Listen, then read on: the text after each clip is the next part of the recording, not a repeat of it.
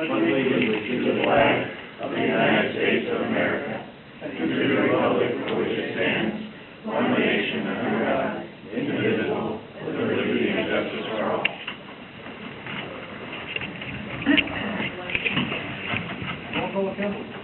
Councilmember Goverding? Here. Councilmember Jones? Here. Councilmember Spade? Councilmember Olivera? Here. Councilmember Putnam? Here. Councilmember Stagner? Here. Councilmember Walker? Here. Any Additions to the agenda? I'd like to add something to it. Unfortunately, I see Councilmember Cave's not here, but I'm pretty sure Councilmember Stagner could brief the council on solid waste negotiations. No, they have not gotten back to do vacations and everything. I have nothing at this time. So we have not negotiated anything. Not this time. We keep that in there, but our contract expires at the end of the month. We're working on an extension to the end of the year. Okay, I thought that option had passed. Okay. Well, Let's add that to the end of the agenda. We can talk more about that. So we're adding item G, solid waste contract. Any other additions to the agenda? All right, first item on our agenda. Ordinance 2014-1869, acceptance of a donation for Civic Youth Center from Comcast.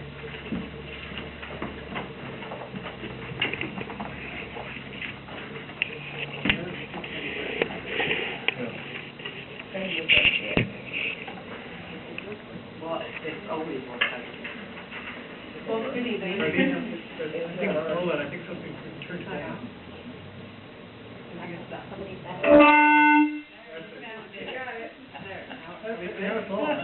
How are we doing for volume here? Okay. Testing. Sorry about that. We're awake now. Okay. So I would like to, let me get my, agenda bill number 14-138 to accept a $500 donation from Comcast for the youth center. Is there any questions? Just straightforward, the money wasn't allocated for anything in specific? Quick question. Did you apply for this, or they just No? sent here, want some money? Sure. That's awesome. Well, and it was an exchange of posters and the gym during the free lunch program. There we go. Well, that makes a little bit more sense. Any further council questions? Council's pleasure? Move forward. Next on our agenda, interlocal agreement with King County regarding community development block grant funds. In order for the City of Pacific to be eligible to receive the CDBG, which is the County Development Block Grant, the King County Home Investment Partnership Program, and Emergency Grant Solutions, we have to belong to an interlocal agreement with King County Consortium. The city must agree to cooperate, undertake, or assist in undertaking activities which further the development of the viable urban communities, including community renewal and lower-income housing assistance activities. Council questions? were we involved in something like this before? Yes. That's what I thought, and we That's how we got the grant money for the remodel in the gym, and we had the home investment program, which we're trying to get back into. we fell out with the agreement a couple of years ago. Correct. Other council questions? Okay. We have to review that. This one is for 3 years. Okay, so the previous one expired then, because Yes. I know that we done it, I thought, in the last 3 years. Right, For for the gym. Well, no, for the other one, the, Right, oh, for the. yeah, home improvement, that was expired again. Okay. Thank you. Other council questions? Council pleasure. Move forward. Okay, approval of interlocal agreement with King County regarding regional affordable housing program. It is basically the same type of agreement as was in Agenda 14-39. For the City of Pacific to be eligible to receive the Regional Affordable Housing Program funds, the city must also enter the interlocal agreement with King County, who administers this fund. And this agreement will be for 2015 through 2017, just like the last one. Council question?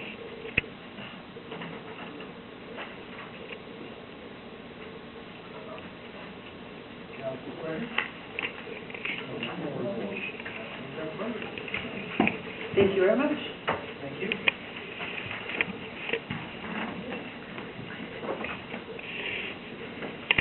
Alrighty, ordinance 2014-1867, amending Pacific Municipal Code 16.06 and 236.010 and 16.06.010 regarding planning commission authority. This ordinance was proposed by the city attorney to kind of fix some issues with our code as far as planning commission, what's required, what they're required to review. It's a rather long summary, but I can read it if you'd like me to. Council like this read, or do you want?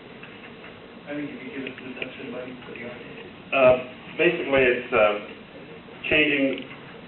The way our code reads right now is basically most everything is supposed to go through the planning commission, and this would change it to where only the necessary zoning items would need to go to the planning commission for public hearing and recommendation, is what this does. It just cleans up some things in the code.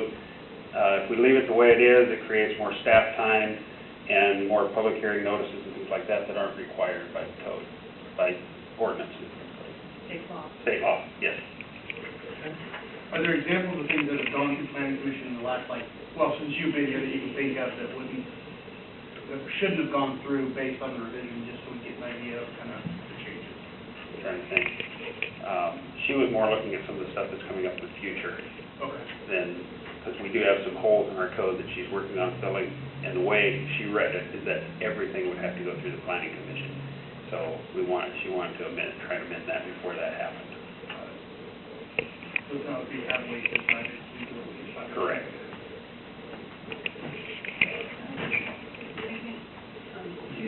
Council's going to see a lot of things coming through that she's gone through our codes going that you're in conflict or you're not clear, it's been moved, what are we going to enforce? You're going to see a lot of that coming through as she's going through our code and helping us clean up a lot of that. So I think you're going to see more things coming through. This is just priority because of things that are going on now. As I read this also, what the planning commission would then not be responsible to do will fall upon the council, like where it should be. Correct. And we'll be responsible for going through and making those changes. Right, which is the way it's supposed to be.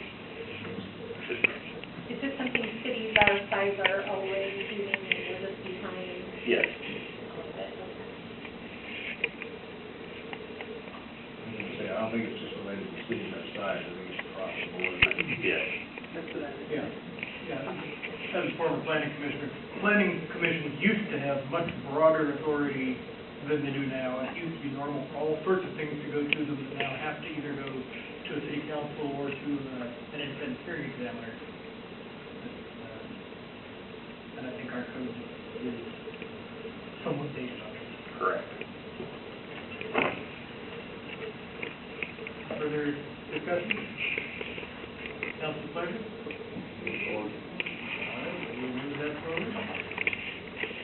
And next, ordinance 2014-1868 on code enforcement change. This one is, when I spoke to her about enforcing some of our codes, that I've gotten through all the notification things and things like that, so it's all on the point of the attorney to take care, to move on forward. She said, well, there's some holes in the code that need to be filled, and there's some discrepancies as far as how the process moves forward at this time. And so that's what this code is basically changing, that notice of violation or notice of infraction If we do a notice of violation, they can appeal it to a hearing examiner, and then it can be appealed to the Supreme Court. If it's an infraction, then it can just be, then it just goes to the municipal court. And the problem is that you want to try and keep everything in-house as much as possible, either with the hearing examiner or through municipal court. So that's what she's trying to fix with this. Instead of the discrepancies, and and the person that is in violation can choose which way they want it to go. Whereas we want the authority to be able to say, this is the way it's going to move forward. Depending on the type of violation. Depending on the type of violation. One of the things that I had read about this was that if it goes to the option of the hearing examiners, you have a very short window to make that appeal, and you have to put out $2,000 upfront when you're filing your appeal. That's That's kind of a perk. actually our fee is ours is $1,000, but. $1,000, yeah. okay. So, I guess I'm not understanding, are we still going to be both where it's an infraction, they can appeal to a judge, or without having to do that? It can be appealed, it's just going to be defined closer on how it can be appealed. And it won't necessarily be to a hearing examiner, it will be to either municipal court judge or a hearing examiner. And it's what depends on the infraction or violation that's involved. So if somebody doesn't have the $1,000, then they might not have the ability to appeal it unless they went to a municipal court judge. Correct. And we have ways to work with that in our code in other areas. I just wanted to say that. In the conversation that I've had with Carol regarding our enforcement, is it's really unclear on the process and the steps to be followed, and that's what she wanted to do, is make it very clear, so you know exactly what steps to follow and what exactly the process is to enforce our codes based on the violation as well. Our current code doesn't spell that out, it's very unclear. And so she's like, with your code that you have now on some of the violations or practices that we want to enforce, it has no teeth, we have no way to enforce. So you'll have a plan where these kind of infractions are, Yes. it'll be defined what's an Correct. infraction and It's what's going to a be violation. defined as to what will Okay. be cited as an infraction and what's a violation. Okay. And how the procedure goes forward from that point. Because that's where that's where our biggest holes are, is how the procedure goes forward. Once the notice of violation's gone out, they don't follow through with the notice of violation, so we have to move on to the more code enforcement. It's how the process moves forward and what the steps the city can take to enforce those.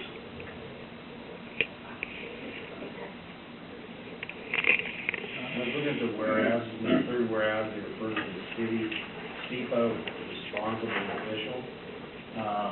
One, I don't really like the acronyms, so why are they putting the SEPA, responsible official? Shouldn't we quote the whole naming structure of it?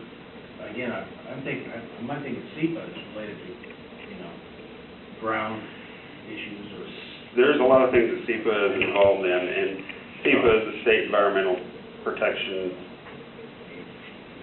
it's State Environmental Policy Act. Policy Act, yeah, that's it.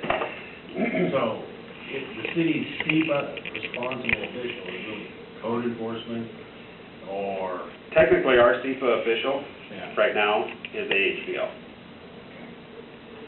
So, But again, that, spell it out, even if it's one time, and- right. So, To spell out who the SEPA well, what person is? SEPA is. Oh, I see what you're saying. I don't like The acronyms, abbreviation. like everybody Yeah. knows what it means. Okay. Because that could change on who that person is. Yeah. Okay, that's right. We may have to do that too. I get what you're saying. Designate I believe that- SEPA. Yes, the responsible official is designated elsewhere in code. Correct. No, that's I did have one other question on this. The abatement section says that we have adopted by reference from the Uniform Code for the Abatement of Dangerous Buildings. I know we've adopted UBC for new buildings, UPC and various others. I don't recall, and I could be wrong, that we have actually specifically adopted the Uniform Code for the Abatement of Dangerous Buildings. It's adopted when you adopt the when you adopted the new code. Okay. It's automatically adopted, the next portion of it. All right.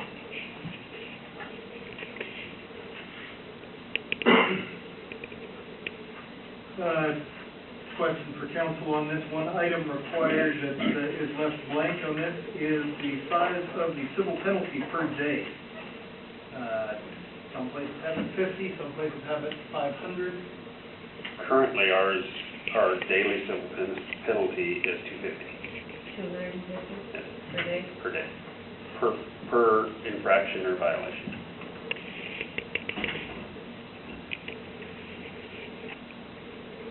Which accrues every day as long as you give them another notice and another chance to appeal.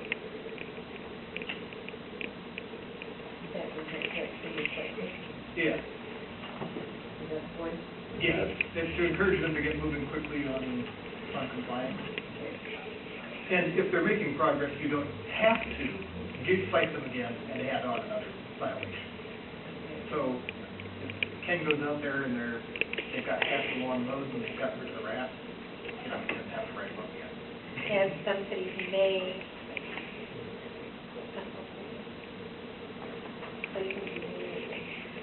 And we can, if they're working with us, they're voluntarily doing what they're supposed to be doing, then we do typically waive the fees.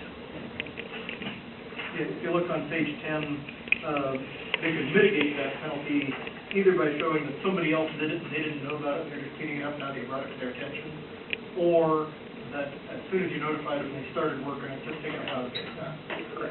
They're not obstructing you, they're just taking a while to get it done. It's not designed to make everybody pay the full penalty. It's designed to have the penalty available if somebody, instead of complying, says, make me. Right, no, I saw that, I just was curious about that too. Question. If it's not hardwired in there, is it located in our fees or our penalties or anything like that in any other section? Or do we need to hardwire the cost? It's not in our fee schedule, it's in part of our nuisance code. It would be good to hardwire it in here. That's her recommendation, that would be on mine also. Makes it a lot easier to deal with if it's hardwired in.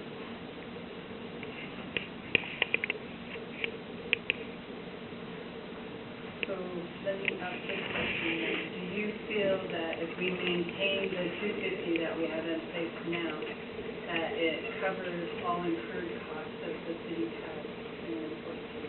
As far as staffing time and things like that, yes. And obviously, any additional costs would be, like if there's cleanup, that's a whole separate thing. Right. So, yes, the $250 a day covers costs.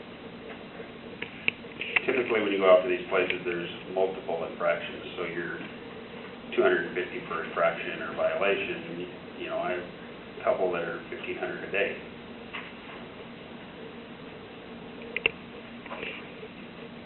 I guess the question for council would be, do you want to keep it at that amount, or?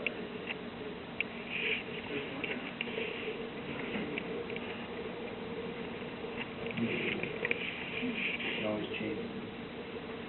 Yep. And then penalties for subdivision violations. This doesn't actually specify what the penalties are. It just says that it is a gross misdemeanor. So I assume in that case the penalty is whatever the criminal penalty is for gross misdemeanor. Correct.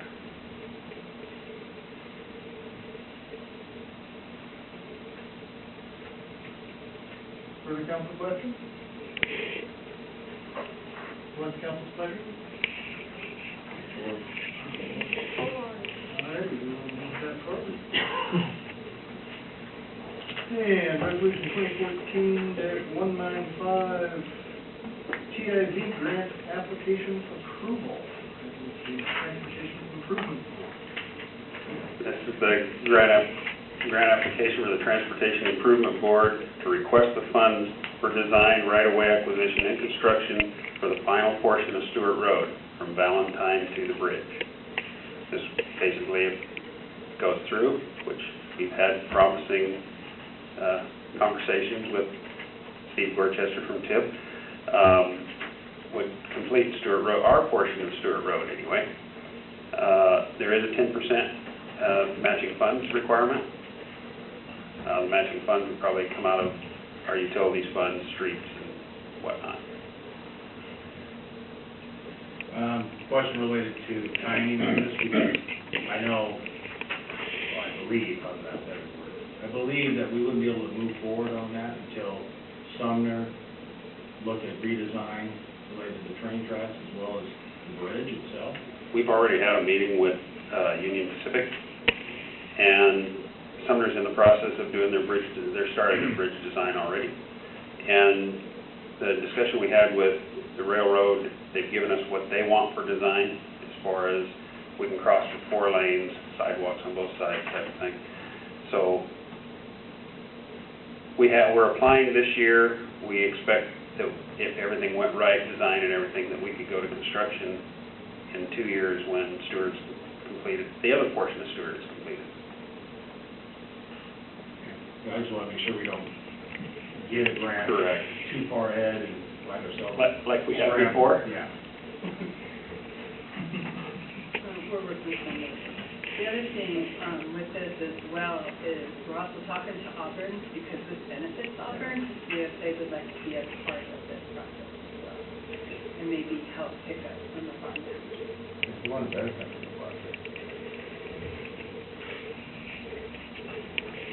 We just have to go with you. Everything else is about to us. Exactly. Well, we're good to go. And Sumner has offered to, they're supporting us in this, and they have offered a small amount of funding for it, but it's a very small amount. We're also talking to Pierce County too. How small? Small. Yeah, like 35,000, yeah, something like that. Free day on the golf course.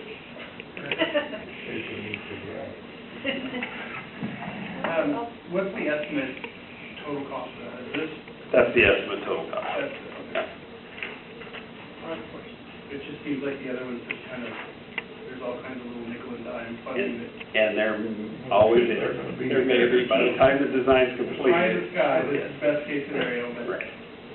we'll be sitting out on the sidewalk with our hats. It's a shorter portion of road, but it does have the railroad crossing, and that's the most expensive part of this section of road. That and some right-of-way purchase, but we don't have the right-of-way purchase like we did with Gordon Trucking. We just have small areas, and like I said, the biggest part is going to be the railroad crossing.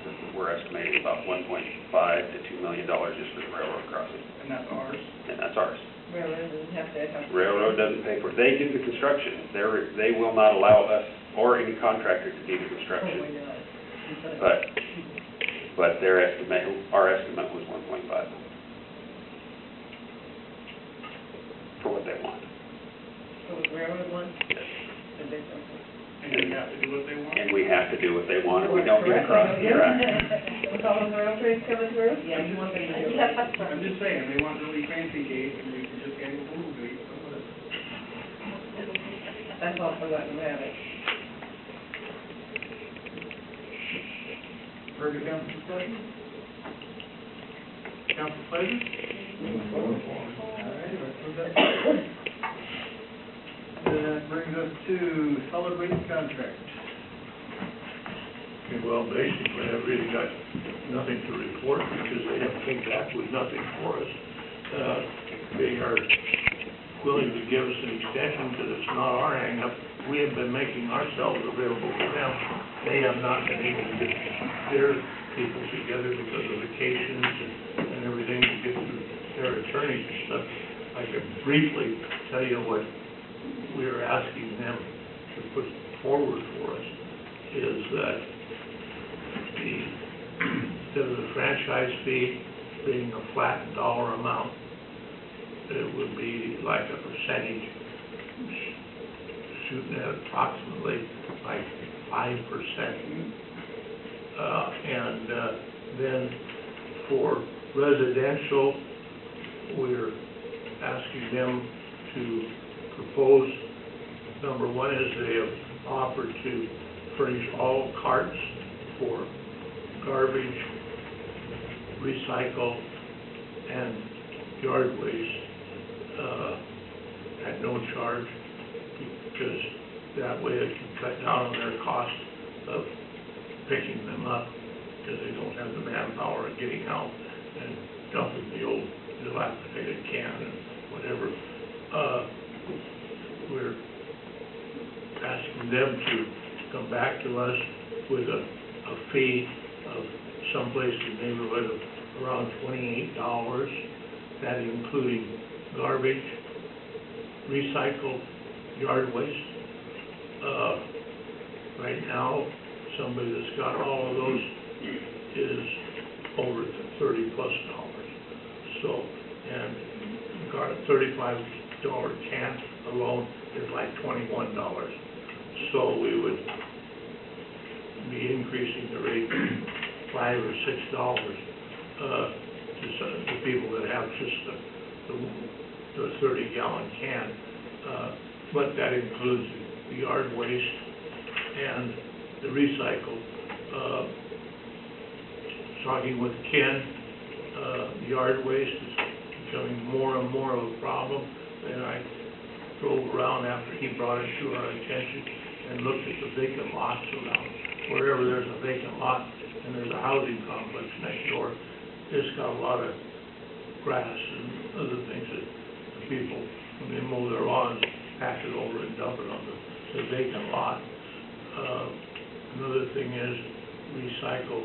We have, since the recycle center is closed, out here, the only ones, there's a list to recycle, but the nearest one to getting recycling done is basically, I would think, probably Bonnie Lake. And so people are reluctant to haul it up there, so they're chucking it in their garbage cans. Their garbage cans are becoming overfull.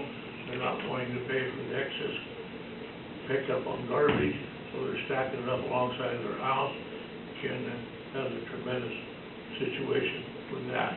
So our proposal is just to have everything included and everything be mandatory and eliminate some of this potential stacking of garbage. But nothing has been our fault. Everything has been on their back.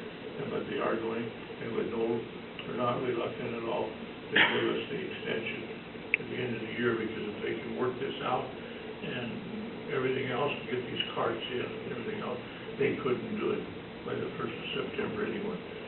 So it's, nothing's been on our back at all. It's all been on theirs. That's all I have progress at this time. I just have one question. And my question is, in these items that you're working with waste management for negotiation, at whose direction are you going with for these items that are being negotiated? Was this from council? Because it didn't come from me. And so I'm just curious, I mean, who's involved in this process? Is it just...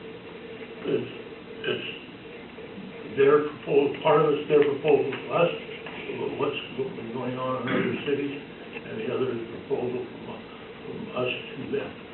And then when we have something actually tangible together, then it would come to council to get the council input. That was my question too. I don't remember being in that discussion, but my concern is that if we extend with waste management, we have to extend with Murray's. That is correct. So is there a minimum that we can extend with Murray's? Because last time we extended like a year and a half or something like that. Well, here's my other concern. We got a call from Murray today. They have no idea there's negotiations going on right now. Because the original intent from 2 years ago was that we were going to do an RFP, and we actually had somebody picked out. One of the previous finance directors had somebody that's done these RFPs for solid waste in the past. So I don't necessarily want to go with somebody else, but I think I don't know where we went from doing an RFP to only working with waste management. So, and I missed several meetings earlier in the year, so if it was discussed, I apologize. Well, and I know it did come to council, that It that did was come, the it was the decision. council, that came to council. Yeah, We did not do that on our own. That came to council. that did come, but as far as what's being negotiated or what council wants to see as part of this negotiation, that's where I wanted to know where the input was coming from. That was just my question. Further council discussion? And is this open session material, if we want to, if there's other stuff that we want to add to negotiation? All right, it's a good time to be getting it out there. I believe our contract expires at the end of the month. It does, but like I said, they have no Right. problems extending it because Well, of their problems, not Well, ours. and I hope so, because I hadn't heard that. But when we brought this to council a few months ago, we had a choice. We extend our existing contract, we go out to RFP, or we renegotiate this contract. In extending our existing contract, we had a window, like a 2-week window or something like that. I mean, it was a tight window before we would be able to extend it. Yeah. That's why I was concerned about extending what we have now. But yes, and we met that. And if that same window exists with Murray, like if we have to extend with them to the end of the year, we need to do that quickly.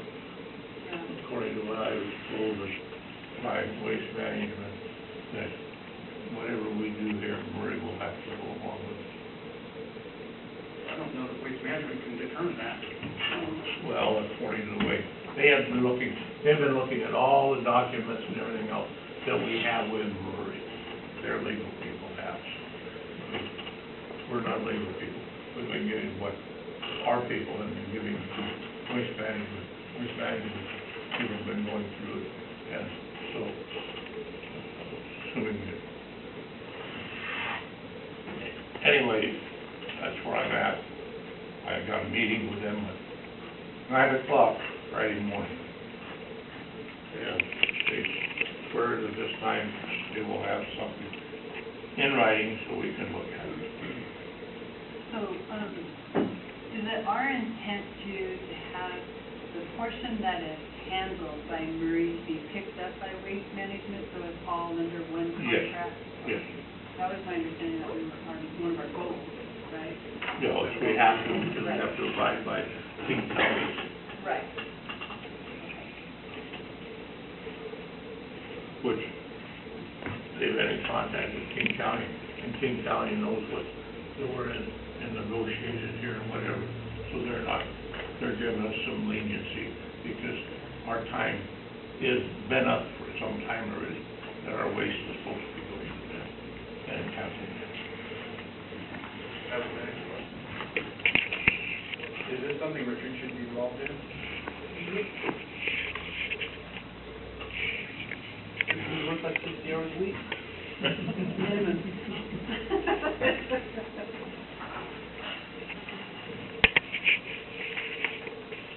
Any further discussion?